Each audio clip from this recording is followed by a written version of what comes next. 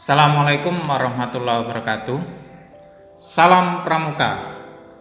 Alhamdulillahirabbil alamin, kakak-kakak ketemu kembali pada kegiatan pada hari ini. Kita melanjutkan materi yang sebelumnya, yaitu kita akan kegiatan materi postur pembina penegak. Apa sih dalam materi postur pembina penegak? Sebelumnya saya akan mengalihkan dulu antara otak kiri dengan otak kanan kakak-kakak sekalian. Baik, sebelum kita materi, biar kita fresh terlebih dahulu, coba kakak-kakak mengikuti gerakan saya. Tangan kanan 1, 2, 3, 4, 5. Bisa kan? Coba tangan kiri 1, 2, 3, 4, 5. Bisa. Coba kita akan buat yang berbeda. Itu biasa dalam kehidupan sehari-hari. Coba 1, ya, tangan jari manis 1, ya, sudah. 2, jari telunjuk 2, 3. Nah, ini ibu jari tengah kelingking 3, 4, ya, 5. Nah, kanan kiri 1, jari manis 2, 3, 4, 5. Ya, terima kasih kepada kakak-kakak sekalian. Kita sudah merefresh. Mungkin ada jari tangannya yang gemetar, itu sudah biasa. Kegiatan pada hari ini kita mindsetkan pikiran kita terfokus pada kegiatan kita, yaitu materi postur pembina penegak. Kita akan biasanya dalam kegiatan-kegiatan sekalian secara normatif, apa sih peran dari tugas tanggung jawab pembina pramuka di sini? Ya, tugas dan peran pembina pramuka dalam pembina pramuka tingkat penegak, ya, itu adalah anggota dewasa yang memiliki komitmen tinggi terhadap prinsip dalam pendidikan kepramukaan secara sukarela, secara giat, dan sebagai mitra kebutuhan peserta didik. Ya, ini adalah pembina pramuka. Jadi pembina pramuka mempunyai mitra kepada peserta didik, berkomitmen tinggi. Itu adalah pembina pramuka, dan tidak kalah penting dalam pembina pramuka penegak itu harus mengikuti kursus pembina pramuka mahir tingkat dasar. Itu yang lebih ideal. Karena apa? Dalam idealnya pembina itu mempunyai tingkatan, yaitu kakak harus mempunyai suatu ijazah, yaitu kursus pembina pramuka mahir tingkat dasar. Itu adalah pembina pramuka penegak. Dan tugasnya dari pembina pramuka penegak itu apa di situ? Memberikan bimbingan agar peserta didik menjadi manusia yang mempunyai kepribadian yang berwatak dan berbudi pekerti yang luhur. Ya, inilah tugas dari pembina, memiliki dasar kepramukaan, metode pendidikan dalam kepramukaan, dan memiliki sistem among. Selanjutnya, pembina pramuka mempunyai tanggung jawab yang ada di pundaknya, yaitu tentang adanya terselenggaranya pendidikan kepramukaan yang teratur, yang sesuai dengan visi misi pramuka. Serta peran pembina pramuka itu apa sih? Dalam peran pembina pramuka dalam pengarahan pembimbingan mengajarkan beberapa keterampilan yang di situ ada kesempatan memimpin, bersama-sama menggerakkan kegiatan agar menarik, menyenangkan, dan penuh tantangan sesuai dengan golongan pramuka. Itu adalah dari sifat-sifat yang ada, yaitu peran, tugas, tanggung jawab pembina pramuka penegak. Dalam hal ini yang saya sampaikan itu tadi, mungkin kakak-kakak bisa lihat secara baik di modul, baik itu browsing di internet, baik itu lihat di buku-buku panduan KMD, itu banyak. Tapi ada beberapa yang perlu kakak-kakak mengerti ya. Dari postur pembina penegak itu harus mengikuti penegak. Apa itu penegak? P. Nah, yang pertama. Nah, ini mungkin kakak-kakak harus tahu ini. P yang pertama. P pertama itu pembina sebagai fasilitator. Ingat, pembina sebagai fasilitator. Pembina sebagai fasilitator itu tidak boleh mengatakan, tidak boleh, tidak, jangan, nanti saja. Jangan sampai mengatakan itu kepada adik-adik kita. Baik kakak-kakak sekalian, kita kalau secara normatif bisa dilihat di buku-buku diklat KMD tingkat penegak itu gimana adanya peran, tugas, tanggung jawab pembina penegak. Tapi kakak harus tahu pembina penegak, postur pembina penegak itu harus tahu yang diartikan penegak. Apa itu penegak itu? P yang pertama itu adalah pembina sebagai fasilitator. Pembina sebagai fasilitator memfasilitasi kegiatan-kegiatan adik-adik yang ada di gugus depan. Dia akan bermotivasi untuk apa? Dia untuk kegiatan apa? Kita harus memfasilitasi. Kenapa? Jangan ada kata-kata tidak boleh. Sekali lagi, jangan ada kata-kata tidak boleh. Kenapa kok kita mengatakan jangan ada kata-kata tidak boleh? Kita harus berdiskusi dengan adik-adik kita. Kenapa kita berdiskusi? Dia sudah dewasa, dia sudah mengerti, sudah paham. Kita ajak diskusi.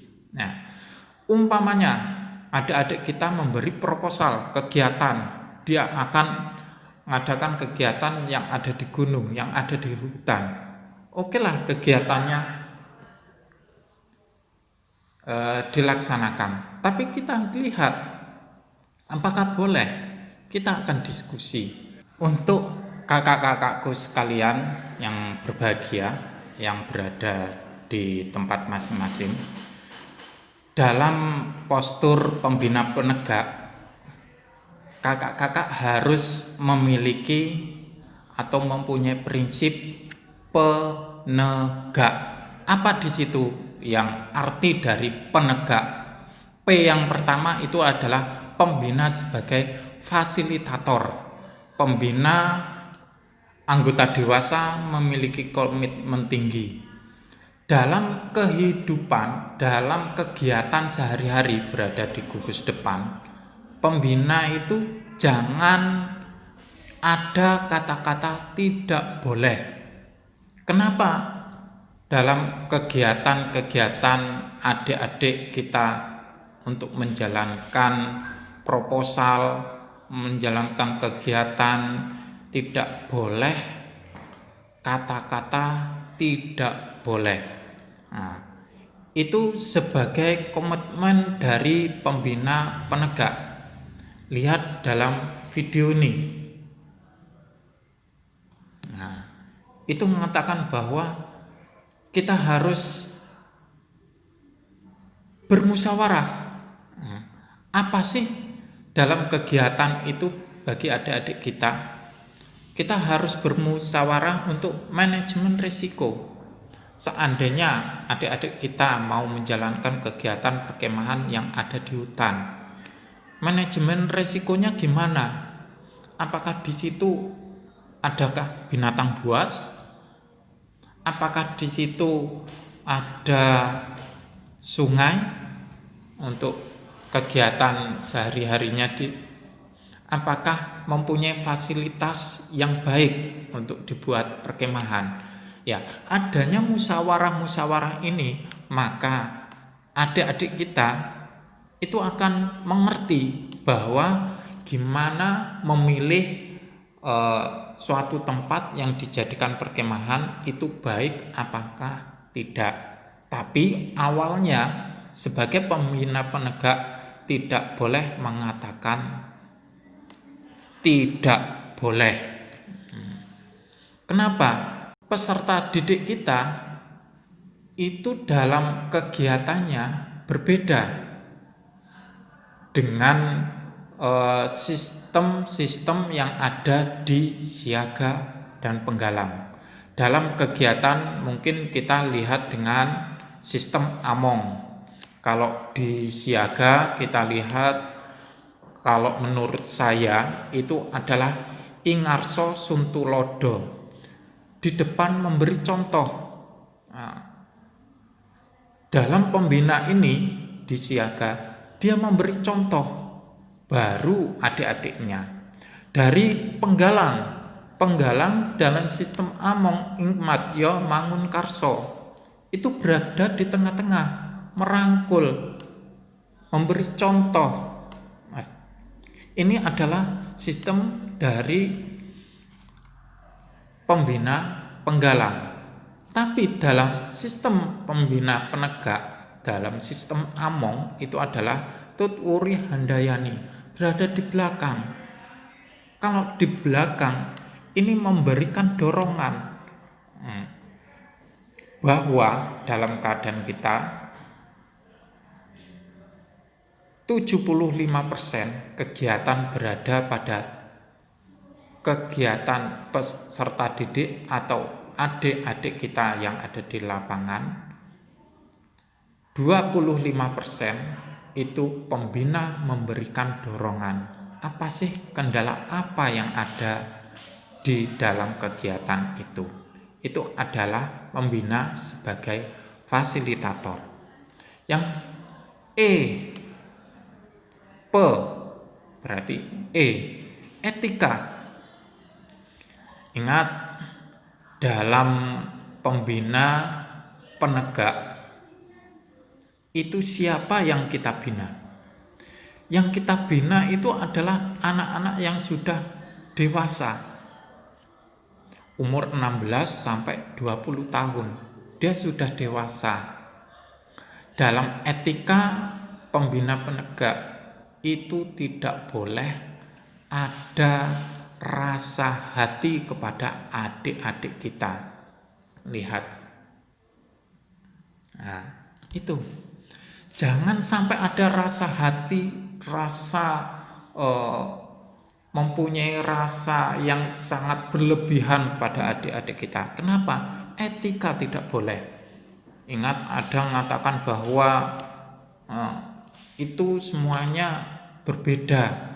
Kalau kita sudah melepas pakaian pramuka ini, beda dengan yang lain, baju biasa yang lain, silakan. Tapi kalau kita masih menggunakan pakaian pramuka yang di situ terikat dengan merah putih, maka etika kelakuan moral kita harus dijaga. Jangan ada kata-kata yang senang, kelakuan yang mempunyai hasrat hati kepada adik-adik kita. Itulah etika. Yang ketiga itu adalah nasionalisme. Di sini nasionalisme menanamkan rasa nasionalisme si peserta didik atau adik-adik kita dengan melaksanakan program, yaitu program kepramukaan. Yang saya sampaikan di sini program kepramukaan itu ada 3. Yang pertama patriotisme. Di situ patriotisme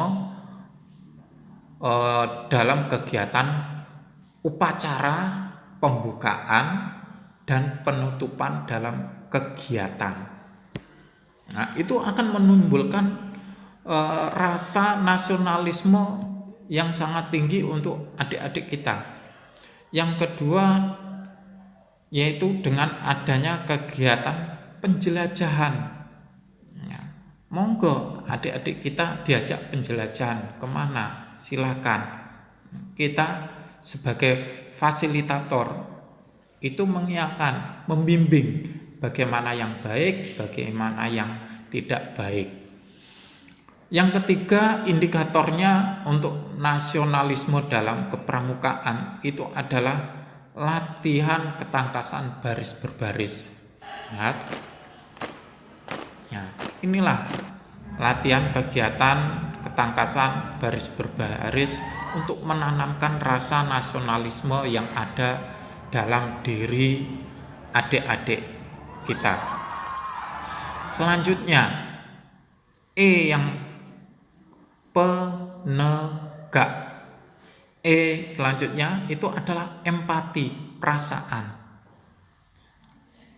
Jadi ketika ada peserta didik kita atau adik-adik kita yang ada di gugus depan itu mempunyai permasalahan, apakah itu permasalahan secara pribadi, permasalahan yang ada di dalam keluarga, apa saja yang ada, dia sendirian merenung. Nah, kita mempunyai rasa empati, apa sih yang dimasalahkan? Kita mendengarkan cerita, mendengarkan curhatan pada adik-adik kita, lalu kita akan memberi solusi. Lihat yang ada di sini. Nah, baik. Itu. Nah, karena ada rasa empati kepada adik-adik kita, ini akan mempererat rasa dari adik, rasa dari kakak, itu akan mempererat. Itulah empati. Selanjutnya G, penegak. G, gerakan pembaruan. Nah, inilah yang menjadi kunci postur pembina penegak, yaitu adanya gerakan pembaruan. Kenapa gerakan pembaruan ada di dalam penegak? Karena peserta didik atau adik-adik kita itu sudah dewasa, sudah berpikir, sudah nalar. Di antaranya gerakan pramuka ini harus dinikmati oleh kaum muda sebagai pilihan kaum proses belajar berorganisasi. Kita lihat di lapangan, biasanya saya menyelami, saya melihat sendiri, kenapa sih pramuka dengan organisasi-organisasi yang lain kok berbeda? Dianggap pramuka itu adalah organisasi yang paling bawah, tidak ada yang peminat di kalangan penegak, kalangan kelas SMA maupun SMK. Kenapa? Kita harus berpikir, oleh karena itu pembina harus mempunyai gerakan pembaruan. Dalam gerakan pembaruan ini, kita lihat kalau adik-adik kita mempunyai imajinasi, pemikiran bahwa harus berbeda dengan yang lain, boleh, silakan, asal jangan keluar dari aturan-aturan yang ada, aturan-aturan yang telah ditetapkan oleh gerakan pramuka, seperti berpakaian bagus, mempunyai asdop, mempunyai bed, itu bagus. Tapi dalam pemikiran adik-adik kita itu harus berbeda. Ya silahkan. Apakah dia mempunyai identitas Dewan Ambalan sendiri? Silakan. Itu kan tidak bertentangan dengan aturan dari gerakan pramuka. Apakah dia mempunyai baju hem sendiri? Monggo silakan. Itu sebagai identitas. Gimana gerakan-gerakan pembaharuan yang ada di penegak itu harus digalakkan. Yang kedua di sini gerakan pembaharuan. Gerakan pramuka harus dapat dipercaya sebagai wadah membentuk watak atau karakter. Ya, kita lihat ya. Saya sendiri mendengar bahwa lagu-lagu dari pramuka kalau kita dengarkan oleh anggota penegak seperti di sana senang, di sini senang, itu berbeda. Kayaknya ketika anggota penegak ini menyanyikan lagu itu kok disamakan dengan siaga ya? Kok disamakan dengan penggalang? Boleh dia menggunakan lagu-lagu yang tingkat-tingkatnya sudah tingkat dewasa. Kenapa? Dia sudah berpikir. Seperti saya itu sangat bangga sekali apa yang dinyanyikan oleh Charlie ST12 dulu, yang mengatakan aku bangga jadi anak pramuka. Ini dia syairnya. Jangan takut menjadi Indonesia.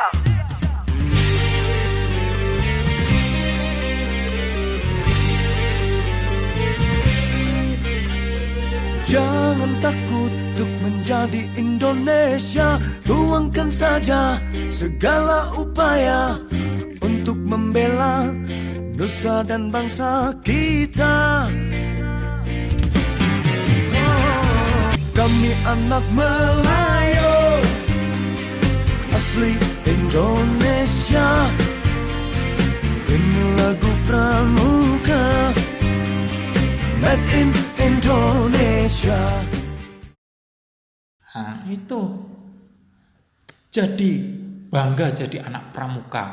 Nah, inilah yang membuat gerakan-gerakan pembaharuan itu akan menjadi tonggak-tonggak pembaruan yang ada di dalam pramuka. Dan selanjutnya yang ketiga dalam gerakan pembaruan itu adalah prinsip dasar metode kepramukaan. Dalam prinsip dasar metode pramukaan itu harus berbeda. Kenapa? Karena teknologi yang dulu dengan sekarang sudah beda. Yang keempat, gerakan pramuka harus berperan sebagai intuisi penyelenggara. Nah, gimana penegak, anggota penegak, adik-adik kita itu diajarkan membina, diajarkan jiwa kepemimpinan kepada adik-adik yang ada di bawahnya, seperti laksana membina atau membantu membina yang ada di Bantara. Ya, inilah. Nah, jadi memberi kehormatan, memberi kepercayaan kepada adik-adik kita. Selanjutnya yang keenam itu adaptasi. Nah, ini setelah adanya pembaruan, kita harus adaptasi. Pembina penegak, postur pembina penegak harus bisa beradaptasi dengan teknologi. Loh, kok bisa? Kita lihat dulu zaman saya ketika jadi pramuka, mungkin kakak-kakak masih mengalami. Waktu dulu ketika penjelajahan, kita lihat penjelajahan itu pakai apa? Pasti pakai tanda-tanda alam. Sekarang berbeda. Karena apa? Kita harus beradaptasi karena sudah ada pembaruan. Beradaptasi dengan apa? Teknologi. Yang dulunya penjelajahan dengan tanda-tanda alam berubah menjadi Google Map, teknologi yang ada di sini. Ya, kita harus mengikuti, adaptasi. Kalau kita tidak mengikuti, tidak beradaptasi, maka pembina penegak ini akan ketinggalan zaman. Ini perlu kakak-kakak ketahui. Selanjutnya, K, penegak. K itu adalah karya, hasil. Jadi setiap latihan, setiap pertemuan itu mempunyai hasil. Apa sih hasil akhir pelaksanaan? Apakah itu kegiatan sehari-hari? Apakah itu kegiatan bulanan? Apakah itu kegiatan tahunan? Latihan. Hasilnya apa? Seperti halnya yang ada di contoh ini. Apa hasilnya? Di situ dia menggali mulai dari latihan tiap minggu, latihan. Hasilnya setelah dilombakan, mempunyai hasil, perasaan yang sangat bangga dari hasil kerja keras ini yang ada. Nah, itulah dari pelaksanaan dari postur pembina penegak. Harus ada di dalam diri kakak itu, yaitu penegak. Apa itu? Pembina sebagai fasilitator. Yang kedua, etika. Jangan ada perasaan pada adik-adik kita yang sangat berlebihan, perasaan-perasaan yang mencintai pada belum waktunya. Yang ketiga yaitu semangat nasionalisme. Yang keempat, empati. Yang kelima itu gerakan pembaruan. Yang keenam, adaptasi. Yang ketujuh adalah karya. Itu adalah penegak. Jadi penegak ini diharapkan, kata-kata penegak ini diharapkan terukir pada diri hati kita. Untuk apa? Untuk kita membina di kalangan anggota yang sudah dewasa. Ini harus termotivasi. Ketika kakak-kakak itu tidak ada motivasi, hanya biasa-biasa saja, maka akan ketinggalan dari teknologi-teknologi yang ada. Mungkin itu saja yang saya sampaikan, kakak-kakak yang ada di sana. Walaupun kita tidak pernah bertatap muka, tapi kita bersua dalam jaringan. Kita lanjut nanti tugas dan tanya jawab. Silakan kakak-kakak sampaikan ke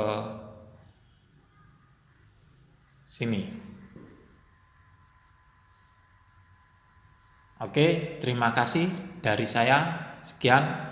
Assalamualaikum warahmatullahi wabarakatuh. Salam pramuka. lagu Pramuka, made in Indonesia.